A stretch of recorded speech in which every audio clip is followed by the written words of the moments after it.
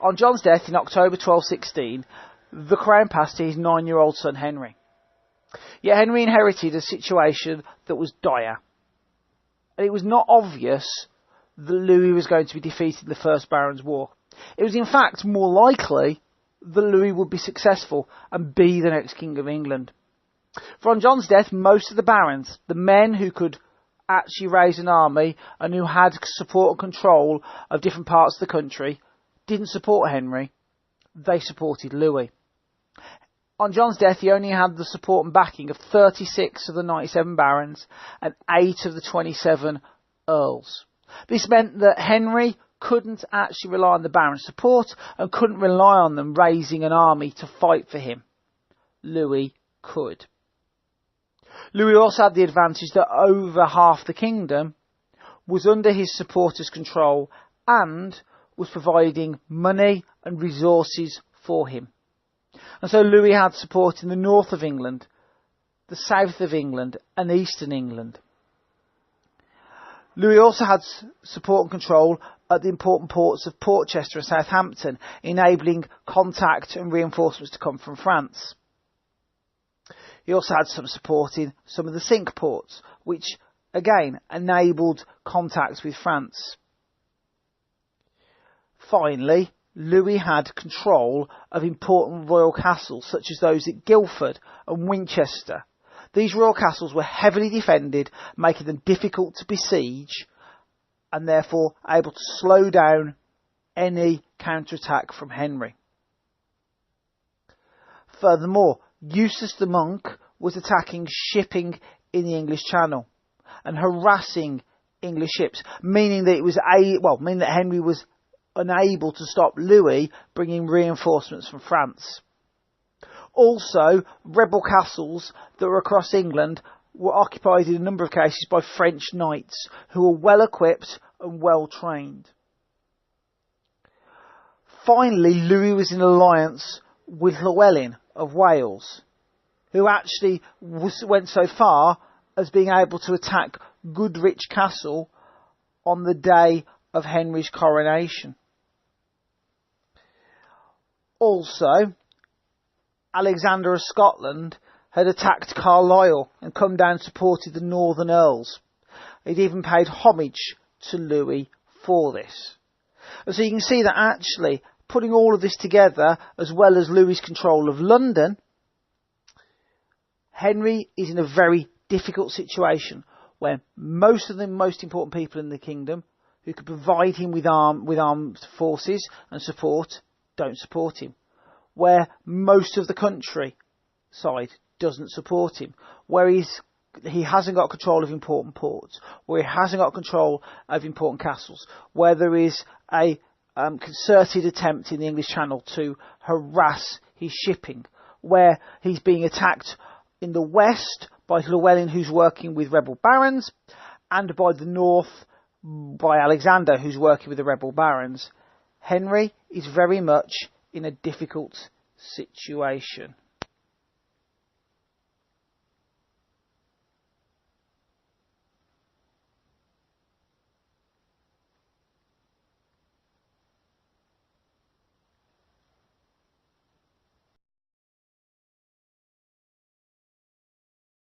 Yet the situation was not hopeless for the young king. On John's death, he did have support in the west of England and the Midlands. In the west of England, Marshal laws such as the Mortimers kept Llewellyn at bay. In the Midlands, the main task was to stop the rebellious northern earls from linking up with those in the east and the south. On John's death, he also had control of most of the Cinque ports, enabling ships to go out and to harass French ships to stop reinforcements from coming. And finally, and most importantly, some might say, on John's death, Dover Castle was holding out. It was valiantly led by Hubert de Burgh, who called the castle the key to England. If Henry could maintain control of Dover Castle, it meant that actually the English had control of the English Channel, and therefore could potentially stop an invading force. Henry also had support of mercenary captains, such as Fawkes de Breteuil or England d'Isogny, who have got experience and resources on their side.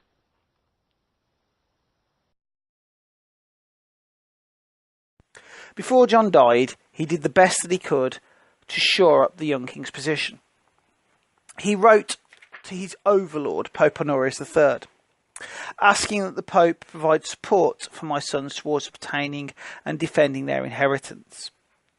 He hoped by telling the Pope how difficult the situation was in England that it would ensure that his young ward, after all Henry was a papal ward, as the Pope was his overlord, had the full power and support of the Church.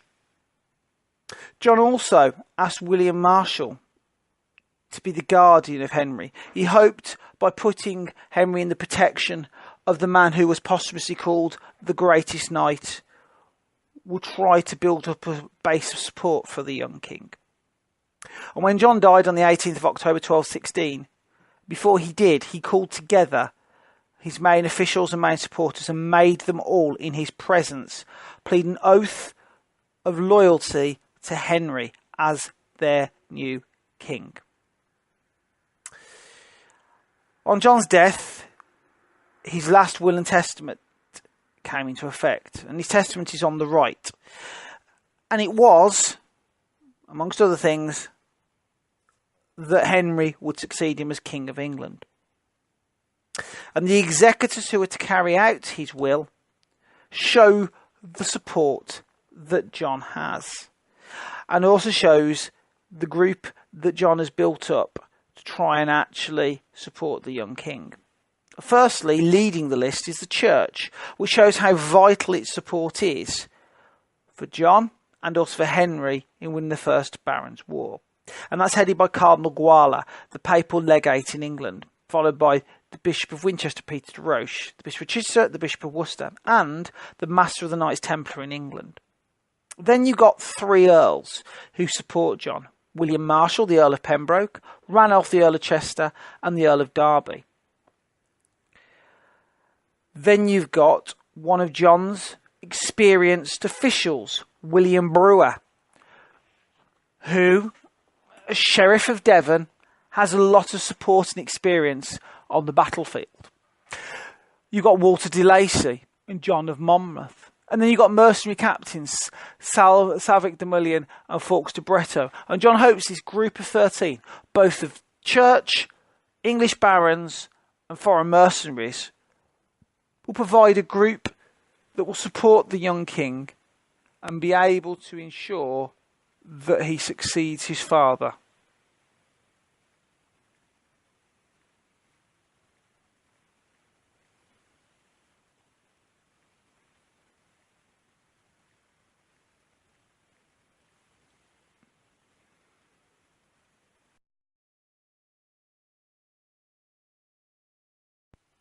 The best symbol of the fragile situation that Henry was in is summed up by his coronation in October 1217.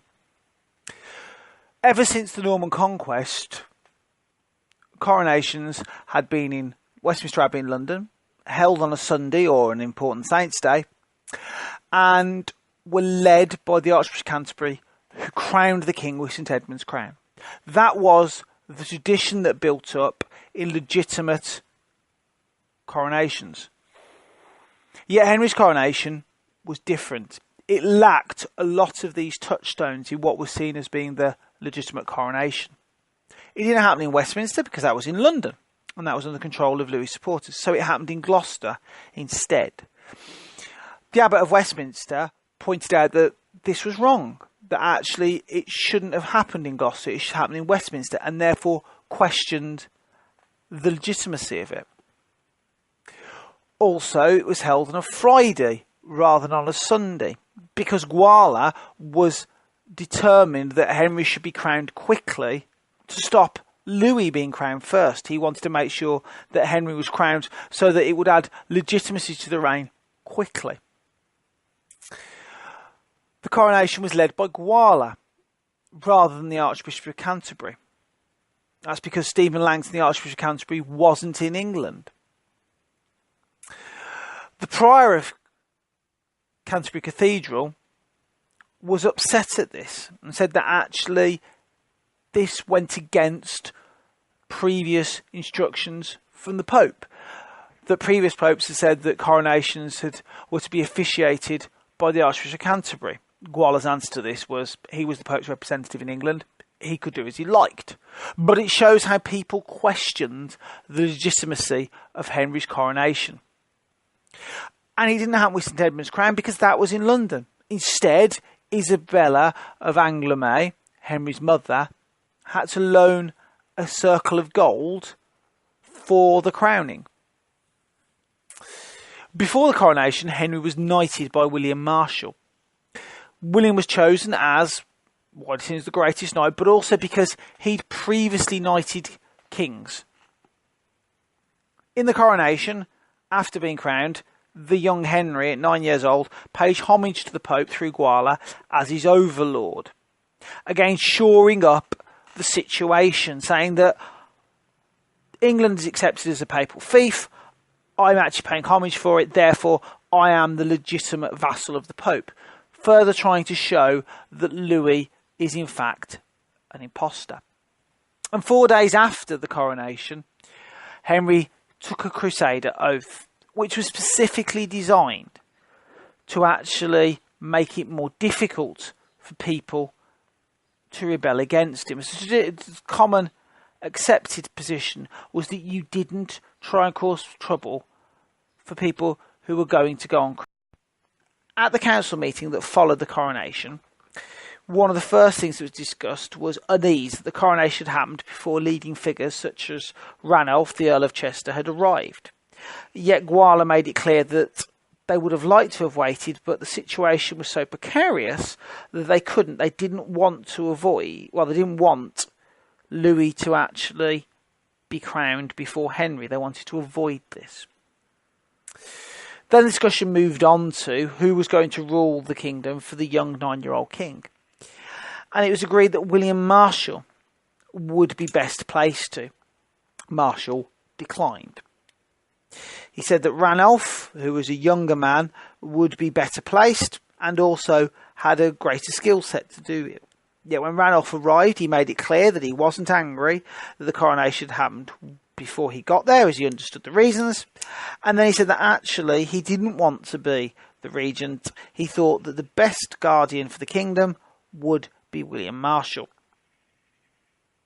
William Marshal again declined to accept, even though the majority of the barons who were at the council meeting wanted him to lead them. This was clever on Marshal's part. Although he'd been appointed guardian of the king by John, he didn't want to be seen as ruling England because John had asked him to. He felt that he needed greater legitimacy. After all, the First Barons' War was because the barons were rebelling against John. Also, by pushing back the acceptance until Ranulph was there, he made it clear that actually he wanted to have the widest possible support. In the end, Guala persuades Marshal to accept. He takes Marshal, Ranulph and other leading figures into a side room and basically says to Marshal, I want you to take it. Marshal says no. Then Guala says, well, I will absolve you from your sins. And Marshal, after being the successful tournament knight and not on the battlefield, has injured and killed many people, thinks about this and says, actually, I'll do it because it will absolve me from my sins, make it easy to get into heaven. It's important to note that Marshal first takes the title, it's believed, as Justiciar. This is important because the Justiciar was seen as being the ruler of the kingdom in the king's absence. And the king, being only 9 years old, was not in a situation to rule. There hasn't been a minor as King of England, a child, since before the Norman conquest. And so Marshal was originally given the title of Justiciar. And it was in this capacity that he wrote to 18 of the leading rebels, offering them safe passage to meet with him and the young king to discuss their grievances. And so you can see that already William Marshal is trying his hand at diplomacy. Yet whilst he was also trying his hand at diplomacy and building up the position of the young king, there was already a problem. Because 18 miles away from Gloucester at Goodrich, William Marshal's castle was under attack from Llywelyn and forces loyal to him. And so William Marshal had to leave Gloucester to deal with the situation, showing once again how precarious the situation is that 18 miles away from this great council meeting where the king is, that actually rebel forces are operating. The Great Council met at Bristol in November 1216. It was called by Gwala. And the Great Council was attended by 11 bishops, 4 earls and some barons. And this fact that 11 bishops compared to 4 earls attended is a great one to use if you want to show how crucial the church was to the survival of royal power in this period. Also at the Great Council meeting was Hubert de Burgh, who'd been able to attend because of a truce at the siege of Dover Castle. Hubert de Burgh attended and was concerned that he was no longer the justiciar, because that title had been given by some to William Marshal after it was accepted that he was going to rule England on behalf of the king. Now, on one hand, you could say that actually Hubert de Burgh was a justiciar and it was a job for life. But on the other hand, it was commonly accepted that when a king died and the new king came to power, that they could appoint who they wanted as justiciar. But William Marshal obviously didn't feel that he had the respect or the authority to be able to take the position away from Hubert de Burgh, and so the decision was taken at the council that William Marshal would be called Guardian of the King and the Realm. Often we call him Regent, but that wasn't the title that was given to him. At the council meeting, Gwala announced that he had excommunicated the rebels and that this was turning into a crusade. Also at the Great Council meeting, Magna Carta was reissued. And this is important because actually it shows that this document that just over a year before the Pope had actually annulled and said wasn't valid, now here was Gwala, as the papal representative, actually authorising the issuing of a new Magna Carta. And this was done deliberately to try and win rebels over, to say, look, we accept that actually John made mistakes, here's the limits that are being placed upon the king's power. Yet importantly, there were changes and differences from this Magna Carta to the one of 1215. First of all, the clauses on how scutage and aids were to be collected were dropped. Also clauses on specific people such as England, Soigny and Philip Mark were dropped. This is because these were two important figures in Henry's side.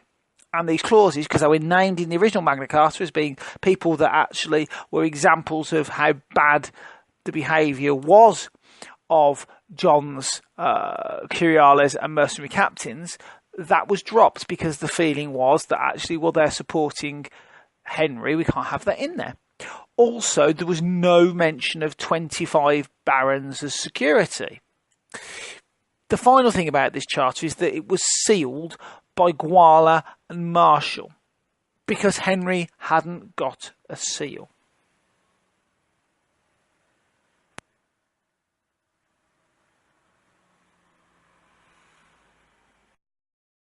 The first phase of the Barons' War, from October 1216 to the end of the year, goes more Louis's way than it does William Marshal. Although William Marshal is successful in relieving the siege of his castle at Goodrich, in other areas, Louis's forces are more successful. In December 1216, they take control of both Hertford Castle and Berkhamsted Castle. Berkhamsted Castle is on the right, and both of these royal castles, as you can see, are well defended. And yet Louis takes control of them. And by the time we get to the end of the year, William Marshal is running short of money, and also he's on the back foot. He realises he needs to try and drum up more support. That actually his 18 letters that he wrote to the leading rebels, offering them safe passage to discuss with him their grievances and also look at how they can restore lands to them, hadn't really got any takers, and also the Magna Carta of 1216, while symbolic, hadn't at this point really led to anybody significant switching.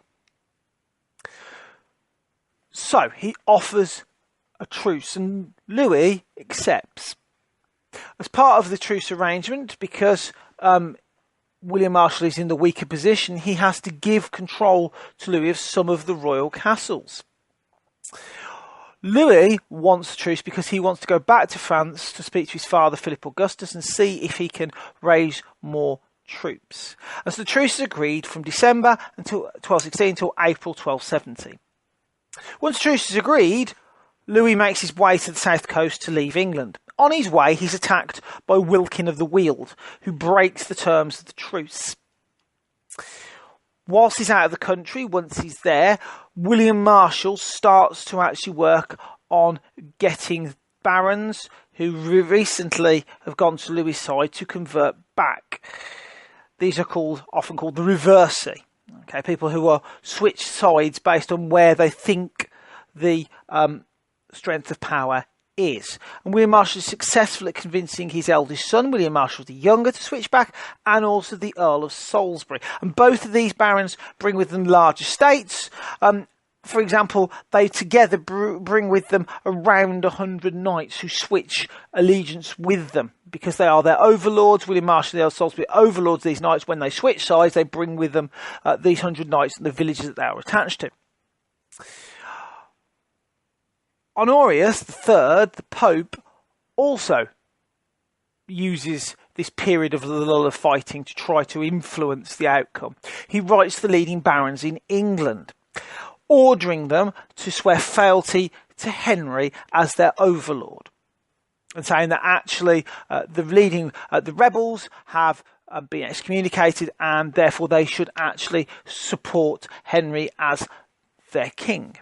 He also writes to Guala as his legate in England and says that Guala can do whatever he sees fit to ensure the right outcome in the war. During the truce, William Marshal not only uses diplomacy, such as getting the king's uncle, John's half-brother, to switch sides back and his own son, but he also uses his military skill, taking by force the castles of Marlborough, Winchester and Rochester and the port of Southampton. And whilst this is directly contravening the terms of the truce, it shows that William Marshal is an experienced commander, able to dupe Louis into giving them the opportunity to take it back. Also during the truce, Honorius III puts Wales under an interdict for its support of the rebellion. Honorius also writes to Philip Augustus, the King of France, and directly tells him that he should not support Louis and that he should be encouraging his son not to continue his resistance in England. And when Louis arrives back in England in April 1216, he arrives with a small force because his father, in April 1217, because of the letter that he's received from the Pope, doesn't support his return to England. He doesn't give him any troops. Finally, the church is also important during this period because actually without the chancery, without the exchequer, without the normal machinery of government, it is the machinery of the church through people such as the administrators of the Bishop of Winchester, Peter de Roche, that actually allows the government to function.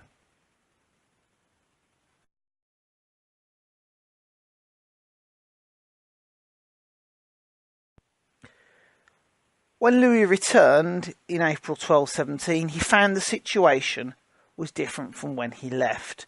That William Marshal, as we've seen, not only had increased his support through diplomacy amongst the barons, winning them over, but also he had taken control of major castles.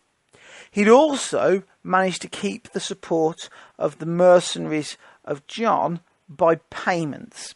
And he'd done this by actually liquidating some of John's assets. For example, 200 rings, well, over 200 rings, with diamonds and sapphires and other things, were taken from Devizes Castle and sold or used as payments for mercenary troops. When Louis arrives in England, he splits his force into two. It's a small, well-trained, well-equipped force, but nevertheless small, and he splits it into two. One half is to go to Dover to continue the siege of Dover Castle, to put pressure on Hubert de Burgh to surrender. The other half of the force is to go to go towards Lincoln, where Dame Nicola de la Haye is still refusing to hand over Lincoln Castle.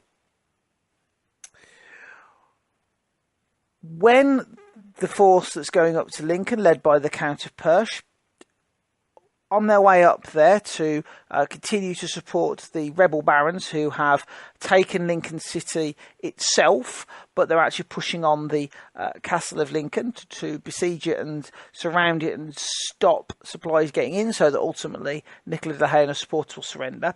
On the way up, they hear about an attack on Mount Sorrel Castle by Ranulph, the Earl of Chester, and Perche diverts his troops to go to Mount Sorrel to relieve the attack there that has been led by Ranulph. When he gets there, he finds that Ranulph isn't actually there. They've moved on somewhere else, and so Perche then actually has to march back towards London. That's very much the style of campaign that William Marshal has been leading, which is attack a castle, wait for the relief forces to come. When they come, you move away, and then you wait for them to go, and then you attack a castle again. It's all about trying to divert the forces of Louis. Perche goes back to Lincoln, and we have the Battle of Lincoln in May 1217. Important parts of the battle are played by Fawkes de Breteuil, who leads crossbowmen, because remember, crossbows were allowed and permitted to be used because of the fact that actually this is a crusade now. They are wearing the Crusader cross for Henry's army, which is interesting because, of course, remember that Robert Fitzwalter, the leader of the barons, before the arrival of Louis, had called himself the Marshal of the Army of God. At Lincoln, the Count of Perche has several thousand foot soldiers, several thousand infantrymen, and over 600 knights. That's made up of French knights in the minority, but most of those foot soldiers are provided by the rebel English barons. William Marshal, on his arrival outside Lincoln, has around 406 knights and 317 crossbowmen, that they are heavily outnumbered. One of the reasons for the success at Lincoln, as well as the crossbowmen, is the tactical advice given by Peter de Roche, the Bishop of Winchester, but also actually just the spirit of William Marshal. Before the battle, William Marshal delivers a speech which rouses the men to be able to fight for England, that they are fighting for the defence of their country against these foreign invaders. And this is important because actually William Marshal's relatives were French, and that actually this is the first step on the idea of Englishness. When they go to attack the town of Lincoln, the Count of Perche's scouts have miscalculated and think that William Marshal's army is far bigger than it actually is. And so the plan is that they're going to defend the town walls of Lincoln, whilst William Marshal's men will besiege them, and that then a relief force, hopefully from Louis, will come to relieve the siege. So, whilst they're manning the walls, Ranulph of Chester leads a diversionary attack on the north of Lincoln. Then Peter de Roche has a scouting force that goes and finds a blocked up entrance. And the diversion to allow this blocked up entrance to be opened is one. Ranulph's attack from the north. Two is that Fawkes de Breteuil leads a crack unit of crossbowmen men into Lincoln Castle through the postern gate. They get into Lincoln Castle, they go up onto the ramparts, they use their crossbows to rain fire down upon the attackers that are besieging Lincoln Castle. then once they've been pushed back by the crossbow, then they actually go out. The drawbridge is low, and they go out into the town. They run into the centre of the town, firing their crossbow bolts, and actually causing panic to be spread. Troops are then drawn from the city walls down to actually try and cut the crossbowmen down dead, and there's fierce fighting there. In this diversion, Peter de Roche's idea is put into action. The blocked up West Gate is opened, and then William Marshal leads the charge. And it's important to point here that actually the people who are taking part in this are William Marshal and the Earl of Chester, who have always been loyal to John and Henry. But then you've got the two recent converts back to the royalist fold that have been persuaded by William Marshal's diplomacy, so restoration of lands and other rewards during the truce, such as the Earl of Salisbury and the Earl of Salisbury and also William Marshal Jr. Fighting's fierce. The Count of Pichet is actually killed in the eye, which is quite shocking because people didn't generally fight. Didn't people generally die in battles? But then medieval battles were quite rare. And in that scenario, the rebels start to flee. And as they go through the town, the crossbowmen, who were led by Fluxbretto, have gone into the streets and they open fire as they escape. And what's important about the Battle of Lincoln is that, one, it's a decisive victory. Decisive victory battles are very rare. Two is the fact that actually the number of people who are captured, and these include the Earl of Winchester, they include the Earl of Hereford, the Earl of Hertford, and Robert Fitzwalter. So what it does is, as well as killing the Count of Pichet, it also actually removes many of the leading rebels and weakens Louis's cause.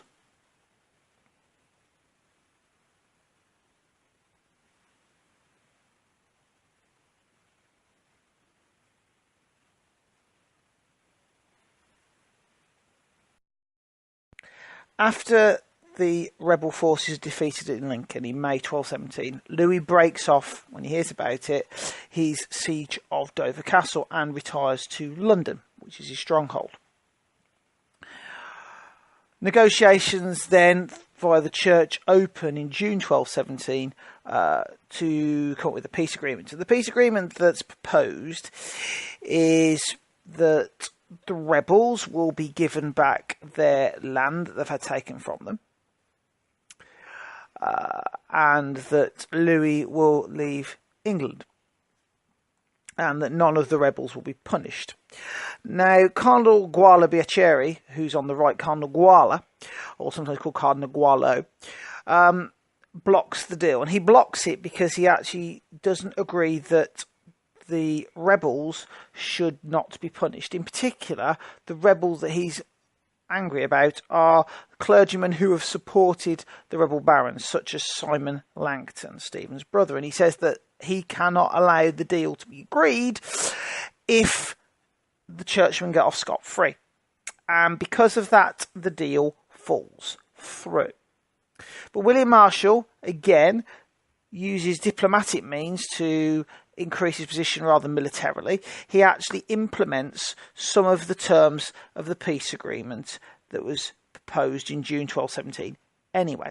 For example, Magna Carta is read in the county courts. That's the Magna Carta in 1216.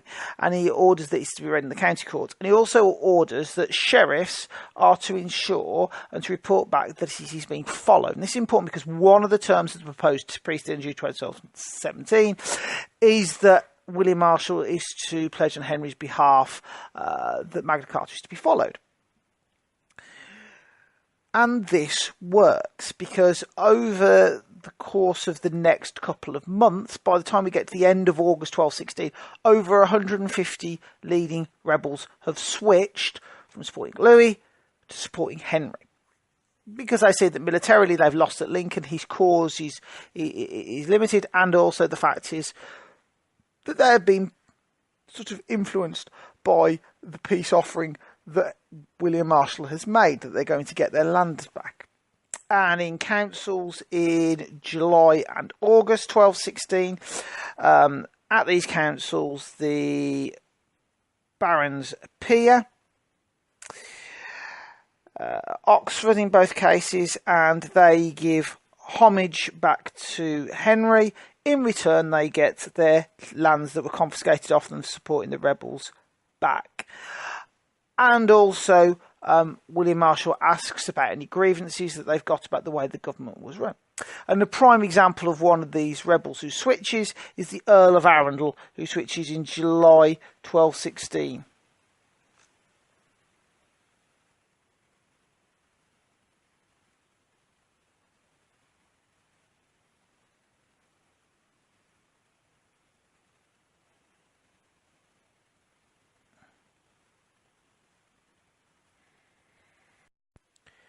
With the failure of the peace treaty in June 1217, William Marshal was pressing on with implementing its terms, as we've seen. And in the August Council of 1217, he was accepting barons' homage and returning land to them when he heard that a French fleet had been sighted between Dover and Sandwich. At which point William Marshal then stops council meeting and then make their way down to the coast. William Marshal, according to his biography, wants to actually lead the attack, but he doesn't go out. The attack is actually led by Hubert de Burgh and Richard of Chilham. And at this battle, called the Battle of Sandwich, the English ships go out to meet the French. The French ships are being led by Eustace the monk. And the English ships are outnumbered, but Eustace's ship, the main ship, is at the back. It's heavily laden. It's very low in the waterline because it's full of supplies and siege weapons and swords and animals and all the other stuff. And so it's vulnerable to attack, and that's the boat that they attack. So they use quicklime because it's a crusade. They can do whatever they want. So they use quicklime on it. They throw it into the eyes of the French.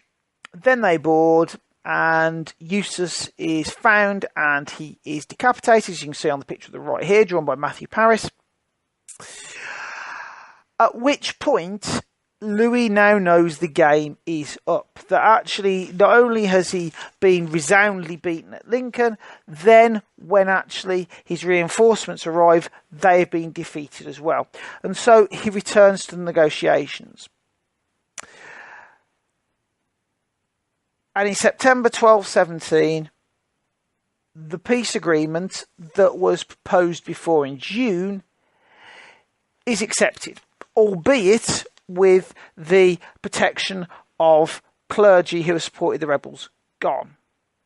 So it's very much the same agreement as before. The rebels are to get their land back. They are not to be punished. There's to be reconciliation. That William Marshal and Henry are to say they're going to follow the terms of Magna Carta, and that all of this applies to everybody apart from the clergymen. The way that the peace treaty is signed is important because actually there are two aspects to it. One aspect is that at Kingston, this is what's called Treaty of Kingston-Lambeth. At Kingston, Guala, William Marshal and Henry signed the treaty with Louis, and then it is ratified at Lambeth by a great council. And that's important because actually it's showing again that William Marshal wants to rule by great council, that he's getting the barons used to conciliar rule. Part of the terms of the treaty that's agreed is that Louis will restore the records of the Chancery and the Exchequer that he has in London. He will restore them to the Crown. That he actually will abandon any claim that he has to the English throne. He has to do penitence, Guala says that if he wishes to be absolved from his excommunication, he has to show penance to God. And the arrangement is made that he won't do this in his underwear. He will actually wear a tabard over his underwear, and he actually has to prostrate himself on the floor. This is Louis, the son of the King of France, has to prostrate himself on the floor for forgiveness. Also, Louis is to receive a payment of 10,000 marks to enable him to get out the country quickly. And they agree this will be paid in instalments. Lastly, the reason why this deal is different to that of June 1217 is that Guala has his wish, and the 4 churchmen who support the rebels, that's Simon Langton and 3 others, are suspended. They are suspended and forced to leave the country. And they are told that if they wish to re-enter England, they must go to Rome for forgiveness.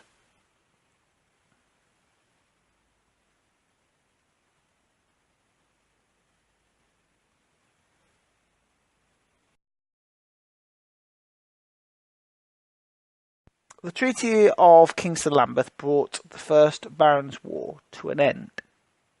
Now William Marshal had the job of ensuring that the peace treaty was followed and that royal government was reconstructed and there was reconciliation between those former rebels and former royalists.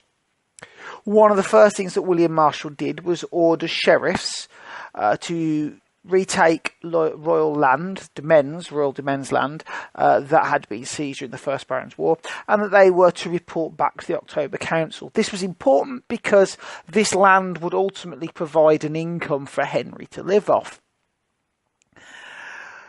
Between the Treaty of Kingston-Lambeth in September and the November Council, William Marshal issued over 1,000 writs, and these were to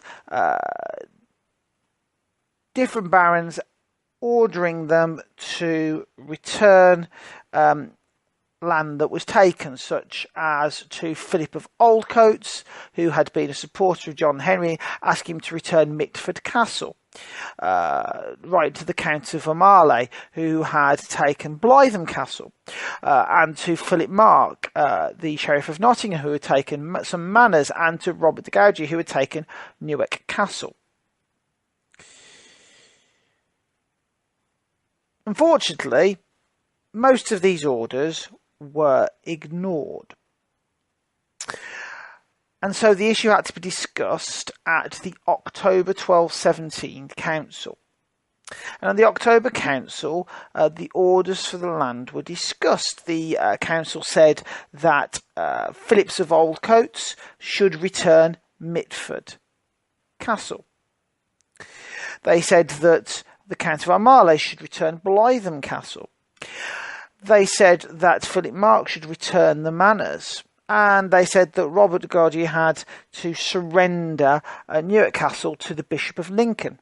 And he replied that he wanted 40 days to vacate it. And so the council wrote to the Sheriff of Nottingham, Philip Mark, ordering him after 40 days to ensure that he had vacated the castle. And whilst these are the most famous examples of how both Marshal's writs and then the council order are ignored, for the vast majority of cases, the land was returned. We just know about these famous examples. But in most cases, the term of Treaty of Kingston-Lambeth, that loyalist barons should return and sheriffs should return back land to rebels, was mostly followed, apart from these famous examples. Also at the council, there was a discussion about how the form of government should be taken, how it should actually be run. And this is important because it was William Marshal started to talk about the fact of actually, well, how are we going to ensure that your grievances that you had against John are not going to come back up again? So showing this attempt at reconciliation. And finally, there's a discussion about how taxation was to be collected at the October 1217 Council. There's the fact that they had to pay the remaining money to Louis. And the decision was made that actually they would collect an aid. And that William Marshal wanted an aid to be collected. However, de Roche, bearing in mind that he's a key figure, that he's one of the 13 executors, he's one of the close circle of people who are helping to rule England under the leadership of William Marshal, actually at the council meeting he refuses to support Marshal. He publicly blocks that he will not allow an aid to happen. And he pushes in the end de Roche for it to become a scutage. And it's going to be collected in 2 instalments. And this is important because it shows that actually even the leading advisors and supporters of Henry are in disagreement. In the November 1217 council, Magna Carta is reissued. As part of the terms of the Treaty of Kingston Lambeth, Magna Carta was to be reissued. It was in November 1217. It wasn't sealed by Henry because at this point he still hasn't got sealed. It was sealed by 2 different people. One is William Marshal as the regent, the guardian of the king and realm, and the other is the seal on the right, the seal of Cardinal Guala. And this Magna Carta set down how county and hundred courts were to meet regularly. It set out that there was to be restrictions on the power of sheriffs within the county courts, and it had most of the other clauses of the 1216 Charter in there.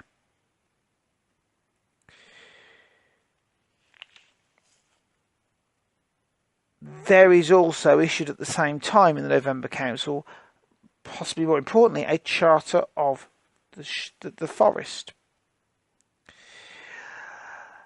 And in this, there was a reduction of the forest to before Henry II became king. This is Henry III's grandfather. There was going to be a reduction to the forest that there was then. Because at the time of 1217, a third of England was considered to be forest.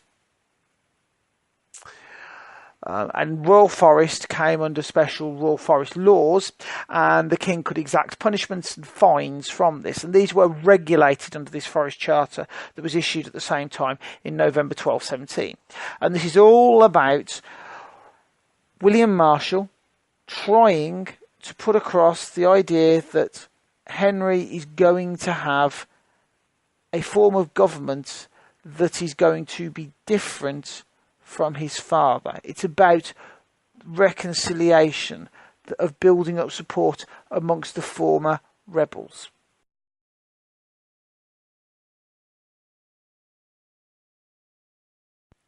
As well as trying to implement the peace treaty of Kingston Lambeth and ensure reconciliation between former rebels and former loyal barons, William Marshal also tried to see a reconstruction of royal authority. And one of the important aspects of this was the royal finances. The problem was that Henry had a third of the income of John at the start of the minority. And one of the first things that William Marshal does is he decides that he's going to reopen the Exchequer in November 1217. The Exchequer, you see on the right there, is the part of government that dealt with finances, and it's called the Exchequer because it has, as you can see in the picture, a checkered piece of cloth where money's put on to enable counting. And so November 1217, William Marshal has the Exchequer reopened. The rolls are found from Louis, the rolls are returned from the time that Louis was in England. But a new Exchequer cloth has been bought. And the Exchequer opens for his first Adventus, and Adventus is the meeting of the sheriffs or the representatives. So they come at an Adventus when they bring the money that is to be taken to the government. And it starts in November 1217 with an Adventus, when 4 sheriffs turn up. And that's not a very good start. One of the first issues that the Exchequer clerks have got is what are they going to do about the records that are missing? Because during the First Barons' War, there are no records taken. And money's still collected in, but in lots of cases, the sheriffs have just had it. And so what they do is they decide to actually, rather than reconstruct rolls from the missing years, they actually put a lot of the business in the later rolls of after the Exchequer reopens in November 1217. They don't write off existing debts before the First Barons' War. For example, Fulk Fitzwain is sued for a 5-year-old debt. So the fact is that actually they don't write off debts; they still chase down debts from people who were indebted to King John before, and they are actually chasing those down because it's about getting money for the royal finances. And it's important they do, because the king is very short of money. In Christmas 1217, he stops with Fulks de Breteuil, who has to pay for the whole affair because Henry has not enough money to be able to celebrate Christmas. He can only afford to celebrate Christmas if he's at Fulks de Breteuil's, and Fulks de Breteuil picks up the tab. The next eventus of the Exchequer, remember the event is the meeting when the sheriffs or the deputies come, in January 1218 is even worse. They turn up with no money. Bearing in mind, of course, this is the eventus where they're supposed to start bringing in scutage that has been collected for the payment of Louis, that only 2 deputies turn up in January 1218 with no money. So you can see that actually William Marshal has managed to get the Exchequer reopened, but its impact is limited. Fast forward to October 1218, things are starting to improve. At that eventus, 15 sheriffs or their deputies have attended, and they brought with them £216. So actually that is really starting to see an improvement, but it's still not great.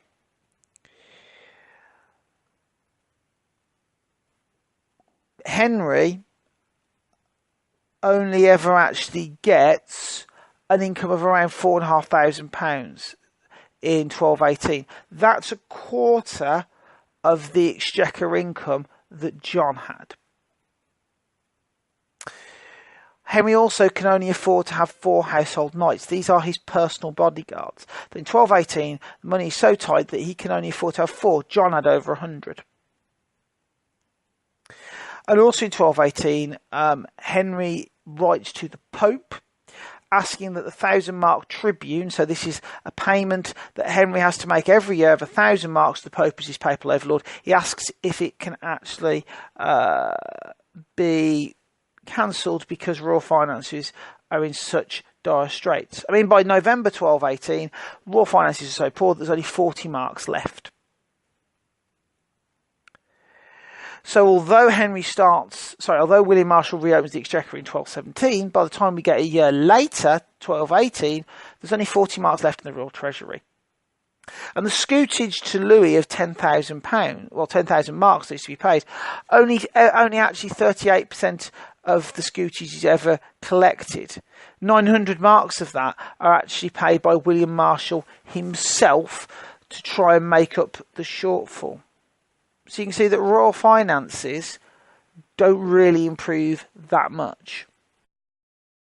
Another of the ways that William Marshal attempts to ensure peace and reconciliation is in his dealings with Llywelyn and with Alexander of Scotland. Under the terms of the Treaty of Kingston Lambeth, both Alexander and Llywelyn, that's Llywelyn the Great, the Prince of North Wales, both of them agree that, or are to agree to return any land that's taken to them, to Henry, and Henry will return any land that's been taken from them, in return for which they will then have their excommunication released, and they will then submit to Henry as their overlord. However, if we start with Llywelyn, whose seal is in the top right, Llywelyn has control at the end of the First Barons' War of South West Wales, Powys and Montgomeryshire. and Gwala has said that if he wants the interdict lifted on his lands, then he needs to return it. And in Gloucester, in 1217, there are negotiations about how this will happen, and the agreement that is reached is that Llywelyn will return the lands to Henry, and he will then pay homage to him in Northampton. Llywelyn doesn't turn up. He refuses to go to Northampton to pay homage to Henry, and so there's a problem. Negotiations happened again at Worcester in 1218, and the agreement that is reached this time is that Henry will not force Llywelyn to hand back any land that he has taken. And so William Marshal effectively backs down to Llywelyn that any land that Llywelyn has got at the end of the First Barons' War, he can keep. Llywelyn in return for that says that he will pay homage to Henry, and so will his Welsh chiefs and princes. And in April to July 1218, Henry tours around Wales, receiving homage from these Welsh lords.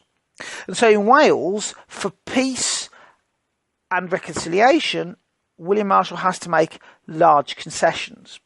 For Alexander in Scotland, it's a lot more simple. Alexander returns Carlisle to Henry.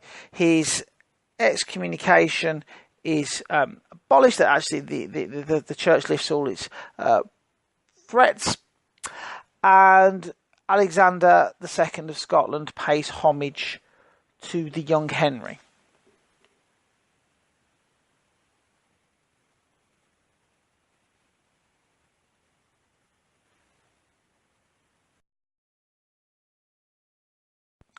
As well as restoring royal finances, William Marshal attempts to reconstruct royal power by improving the availability of royal justice. For example, in 1218, he sends a justice in the air to tour around England to make sure that royal laws were being followed. And of course, as well as that, it brings in money, £2,000. This is an important heir, because actually it's the first time that trial by ordeal will not be followed.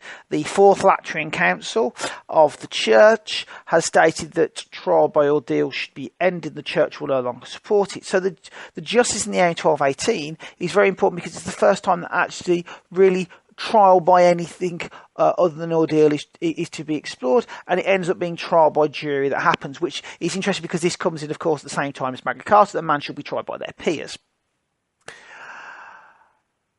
Also, importantly, a number of the justices who are going to go around on the air of 1218 are actually also bishops and important clergy, and this again shows the importance of the church to Henry in the minority.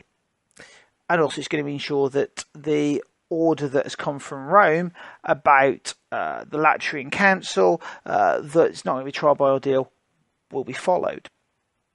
In January 1219, Stephen Langton, who has returned, because he returns in June 1218, May-June 1218, Stephen Langton issues instructions to the justices in the air that actually they are not to attempt any trial by ordeal, that actually this is no longer to be followed. And of course, this is a very big judicial change. William Marshal also ensures that the shire courts, that's the county courts, are restarted. He orders the sheriffs to do this, and he also ensures that there is a permanent court set up in Westminster Hall in London, and that's on the right, the Court of the King's Bench, as it later became known. William Marshal also ensures that royal justices are salaried for the first time. He hopes that this will make them less open to bribery. And one of the royal courts that's set up or restarted is the Courts of the Exchequer. And 4 of the barons of the Courts of Exchequer are bishops.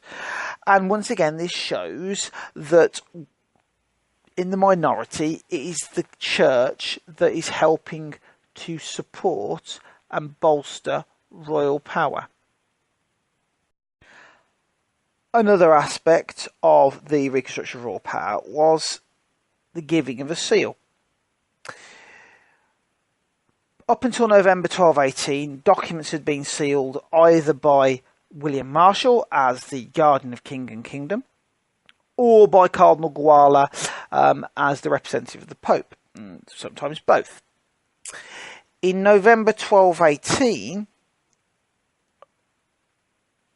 William Marshal has a new seal created at the council, a new seal for Henry. This is a later seal for Henry, but a new seal is made for Henry in 1218. And this is a very much a symbolic moment that he is starting to actually get power or authority on his own. Doesn't actually get really to use it, but it is more symbolic. Now, there's rules issued to go along with this new seal that's made in November 1218. The rules are that actually no royal land can be given away in perpetuity. So actually no royal land can be given away. William Marshal does this so that Henry's actually got a demands that he's going to be able to live off when he comes of age. Also, a rule that's issued in council in November 1218 is that any grants of titles or privileges or lands actually cease to exist when Henry comes of age, usually when you're 21. That's the precedence that's usually set for barons, is that when you're 21 you've come of age. And the tradition usually is that actually any grants that are made by somebody up until that point are no longer valid. And that's accepted with the seal orders in November 1218, that any grants that are made with the seal, it has to be clear that actually these grants and charters and other things aren't valid upon the king's majority. Also, it's important to point out when we're looking at royal authority at this point that the scutage that's collected or attempts to be collected by the sheriffs, important figures never pay. The Earls of Gloucester, Essex and Winchester refuse to pay, and the sheriffs feel powerless to do anything against them and don't challenge them. They refuse to pay and they never get asked to. The Bishop of Winchester, Peter Roche, is in the same situation. Bear in mind, remember, at the council meeting the previous year, he refuses to allow it to be an aid and says he wants it as a scutage. Well, he actually keeps refusing to pay the scutage. And in the end, he's given an exemption, rather than the humiliation of trying to make an important king's counsellor pay for something who refuses. So once again, this shows that actually royal power, even though you've got the seal and everything else, actually it is quite hollow. There are sheriffs in England who are not particularly effective for William Marshal. Two of the most effective, the sheriffs of Yorkshire and Staffordshire, in 1218 go off. One becomes the Seneschal of Poitou. The other one actually departs to go on crusade. And William Marshal feels that he can't really remove the position of sheriff from them because he feels too weak, potentially.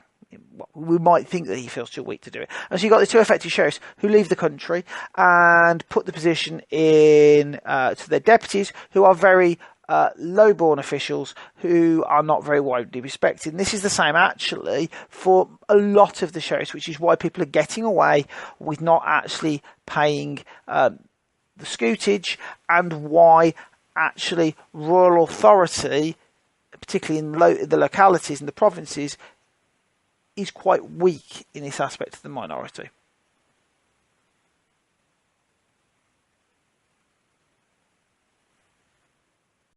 William Marshal attempted to continue the reconciliation following the Peace of Kingston Lambeth at a council in Worcester in May 1218. Worcester Cathedral's on the right.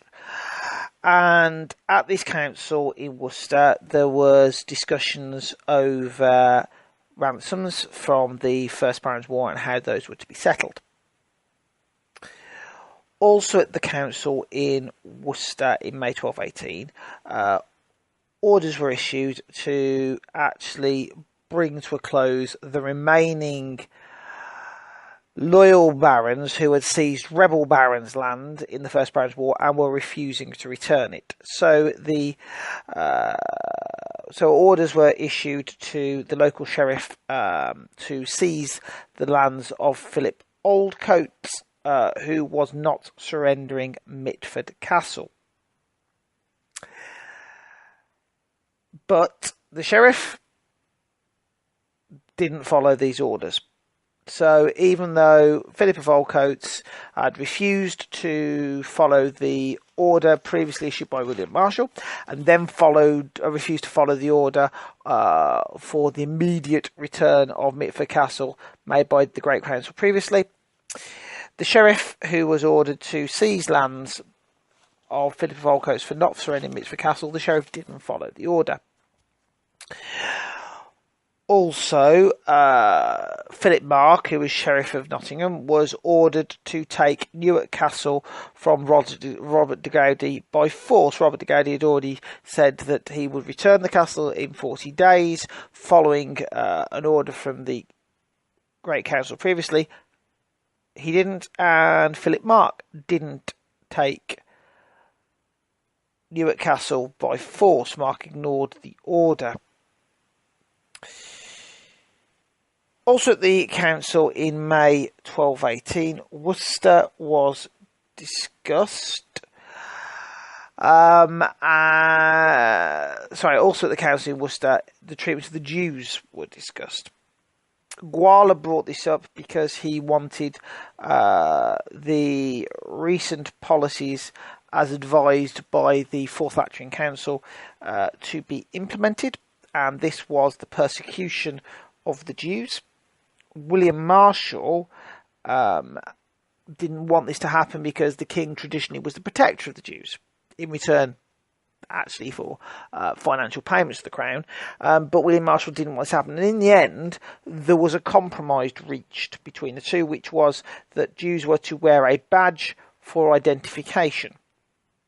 This again shows that actually William Marshal is reliant upon the church for support, that he can't actually say to Gawler as papal representative no, but he actually has to make a compromise.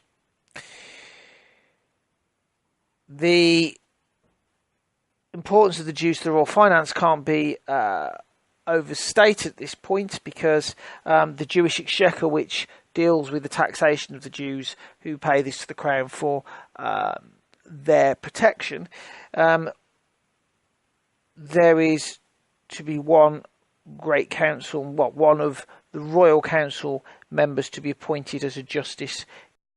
Yet the order that was issued by the May 1218 Council at Worcester for Philip Mark to take the castle at Newark from Robert de Gaudy by force and wasn't followed, William Marshal decides that actually Robert de Gaudy is to be made an example of. One of the reasons is that actually he wants to send a clear message that the Treaty of Kingston Lambeth is to be followed, and that Marshal is prepared to use force if necessary, but also actually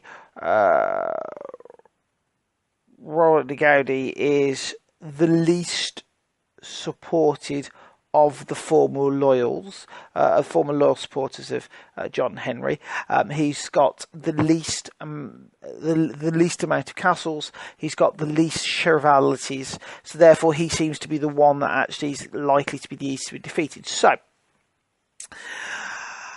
William Marshal calls for an army to be raised to meet him at Stamford in July 1218, and they're to meet him at his standard.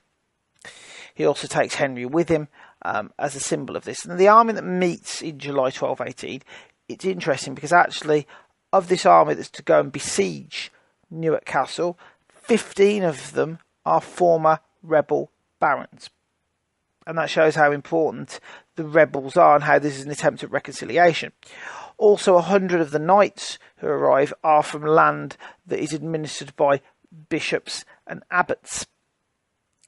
And so you can see that actually Marshal's attempt to enforce the Treaty of Kingston-Lambeth can only be done with support from the church, and also it has been successful in winning over the rebel barons, or formerly rebel barons. They then moved from Stamford to Newark, where they besieged the castle on the right. In the end, the siege is successful. Robert de Goudy leaves and gives the castle back to the Bishop of Lincoln, which is what he was ordered to do before, because that's whose castle it was. But the Bishop of Lincoln is made to pay £100 to Robert Goudy for the goods that were in the cellar of the castle, and William Marshal has all of the lands that de Goudy had confiscated for not restoring the castle to the Bishop of Lincoln given back. And that gives an idea about how William Marshal wants to implement the Treaty of Kingston-Lambeth, but doesn't want to be seen to overly punish people. And de Goudy goes off and builds himself an illegal castle somewhere else in his land. And that really isn't punished. So you get this sense that actually William Marshal isn't in control that much. But he is attempting to have some peace, some reconciliation, and some reconstruction.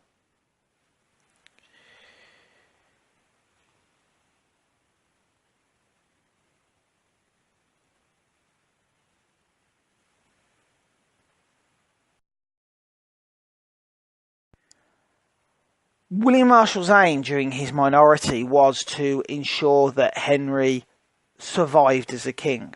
And by the time he died in May 1219, William Marshal had done that. And that was no easy task, considering the weakened royal authority that Henry inherited in October 1216. Yes, William Marshal wasn't completely successful. He wasn't successful in ensuring that the terms of the Treaty of Kingston-Lambeth were followed. For example, the Count of Armagh still hadn't actually returned his castles. Yet, he was successful in other aspects of implementing the peace treaty.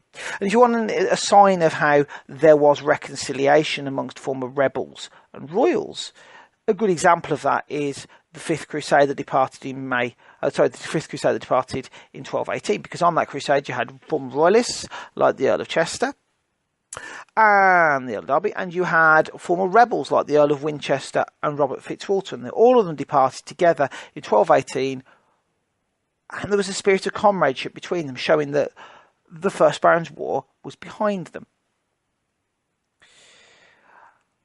Towards the end of 1218, 1219, and start of 1219, there was very much discussion moved on to who was going to succeed Marshal, whose health was now starting to fail him.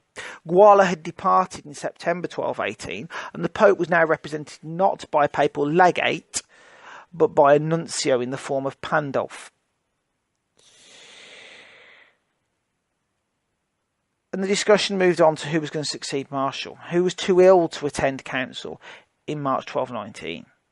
The council in April 1219 was to be held at Reading, and Marshal was to be kept informed of its discussions.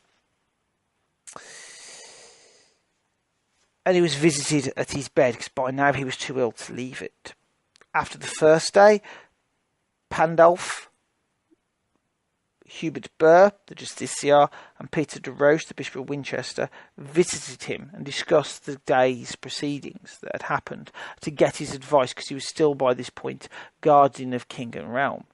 And the discussion was that they should start to think about who was going to be a successor as the guardian of king and realm. The idea was there's going to be one person. After the second day, they went to speak to Marshal to discuss what was happening at the council, and Marshal had changed his mind. It was clear that he now wanted more than one successor. He wanted a number of people, because it was obviously clear to him that he could see that De Burr and De Roche would never be able to agree, such was the history between them.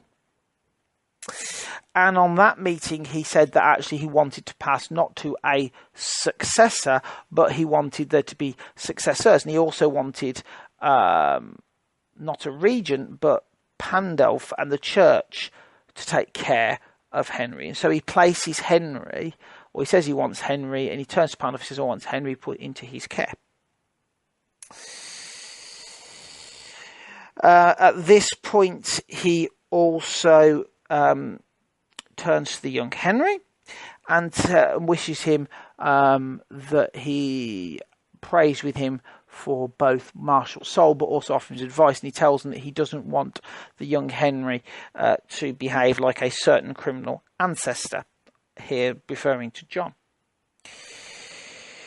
De Roche is incredibly angry and doesn't want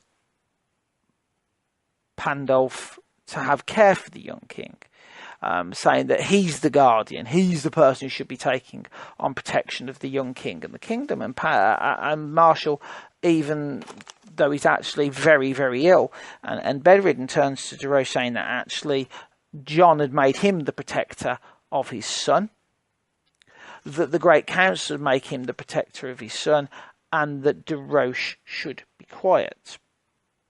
Once they leave, William Marshal calls in his son, William Marshal Jr., and tells him that actually he wants the young boy to go into his protection to stop De Roche coming into the scene, and that he wants him to take him to the Great Council the next day. On the third day of the Great Council, William Marshal Jr. presents Henry and says that he's going to follow his father's wish to give him to the care of Pandulf. De Roche at this point actually physically blocks the giving of Henry to Pandulf, and only stops this from happening when Pandulf directly and angrily orders him, on the Pope's representative in England, to move aside. He does so very angrily.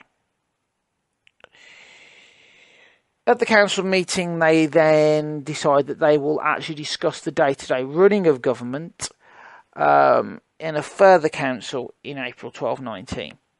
And when this later council meets in April 1219, there's an agreement amongst the council that government will be shared on a day-to-day basis between Pandulf, De Roche and de Burgh. And at this point, William Marshal's regency, or guardian of king and realm, ends, and it moves to Pandulf, De Roche and de Burgh as the triumvirate.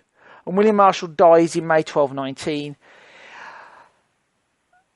and is seen to have been a great knight. That's how he's referred to in his funeral at the Temple Church, where he's later buried, and that's his effigy on the right. He's referred to as the greatest knight by Stephen Langton, who conducts his funeral service. Unfortunately for William Marshal, although he was absolved of all of his sins by Gawler, by saying if you take on the regency you will be, there is a little dispute over this because an Irish bishop had previously excommunicated William Marshal and refused throughout the rest of Marshal's life to lift it. Yet his body lies in state in Westminster, and then he is given a celebratory funeral. Some talk about it being a state funeral, but they're not clear really what this is. But he's buried in the Temple Church after accepting admittance into the Templar Order in May 1219. And the government now moves on to the triumvirate of Pandulf, De Roche and de Burgh.